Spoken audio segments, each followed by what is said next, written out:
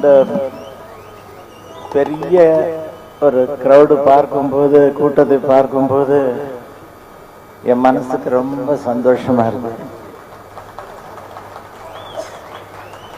ஒரு டிஎம்எஸ் என்று மக்கள் எல்லாம் சொல்லிக் கொண்டிருக்கிறார்கள் என்றால் அந்த பெருமையை வழங்கியவர் நமது புரட்சி தலைவர் எம்ஜிஆர் அவர்கள் தான்.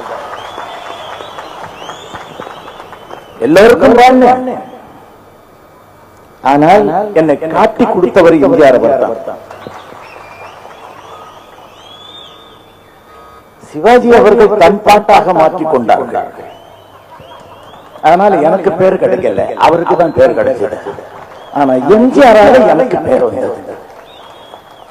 இன்னைக்கு ரொம்ப கீழ் மட்டத்தில் இருக்கிறவங்க இருந்து பெரியவர் வரை என்னை பாராட்டிட்டு இருக்காங்க. அதை நான் ரொம்ப பெருமைப்படுறேன். இப்ப அவருடைய ஆதியம் உடம்புலதான் இருந்துகிட்டு இருக்கு. உலகம் பூரா நான் சுத்திக்கிட்டு இருக்கேன். உலகம் சுற்றும் வாதி பண்ணிட்டு ஐயா எடுத்தாங்க படம். நான் தான் உலகம் சுற்றும் வாதிபாக இருக்கேன். மூணு முழுக்க எல்லாம் போய் அவருடைய பெருமையை பாடிக்கிட்டே இருக்கேன். எனக்கு மானசீகமாக ஒரு எண்ணம், ஒரு கற்பனை வருகிறது.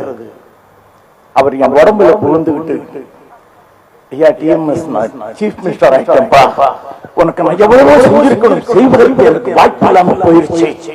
இப்ப உன் உடம்புல இருந்துகிட்டு நீ எங்கே மூளை முடுக்கெல்லாம் ஆடுற இடத்துல எல்லாம் மக்கள் மனசுல புகுந்து நீ வாழ்க வாழ்க என்று வாழ்த்துப்படி செய்து கொண்டிருக்கிறேன் என்கிற நிலையில இருக்கேன் ஐயா. அதுதான் இன்னைக்கு அவர் சொல்லுவார், நல்லா எக்ஸசைஸ் பண்ணணும், உடம்பு நல்லா சீரா வச்சுக்கணும்.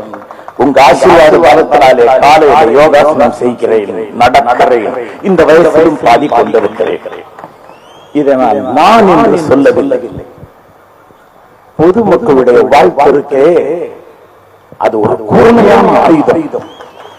மக்கள் இன்னைக்கு என்ன சொல்லிட்டு இருக்காங்க, போயா எவ்வளவு பாட்டுக்கு வரக்கூடாது, அவர் டிஎம்எஸ் மாதிரி வர முடியாது சொல்றாங்க. அது போல எனக்கு கிடைச்ச பட்டம் இதுதான்.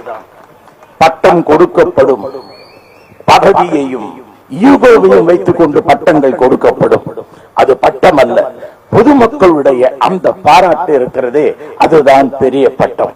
இப்ப திருநாவுக்கரசு ஐயா இங்க உட்கார்ந்திருக்காரு, இத்தனை கூட்டமும் எத்தனை கச்சேரி பாடிக்கிட்டு இருக்காங்க, அத்தனை பேரும் அசையாத உட்கார்ந்து இருக்காங்கன்னா அவர் மேல வைத்த பக்தி, அதுதான் ரகசியம். அது மாதிரிதான் நம்ம வாத்தியார் மக்களை சுண்டி இழுத்துக்கிட்டு இருந்தார். மக்களுக்கு எப்படிப்பட்ட பாடலை பாடினால் இழுக்கலாம் என்கிற டெக்னிக் அவர் ஒருத்தருக்கு தான் தெரியும்.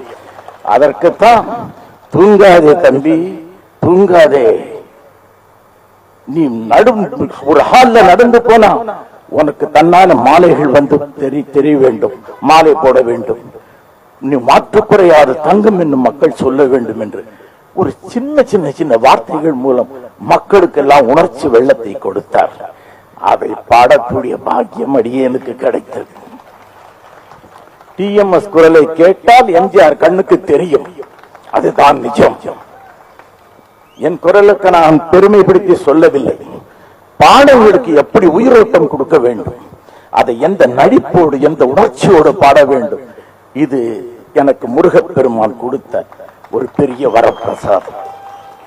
ஐயா எம்எஸ்சி ஐயா இருக்காங்களே, எனக்கு எப்படி பாட்டை போட்டா நிக்கும் என்கிற ரகசியம் தெரியும்.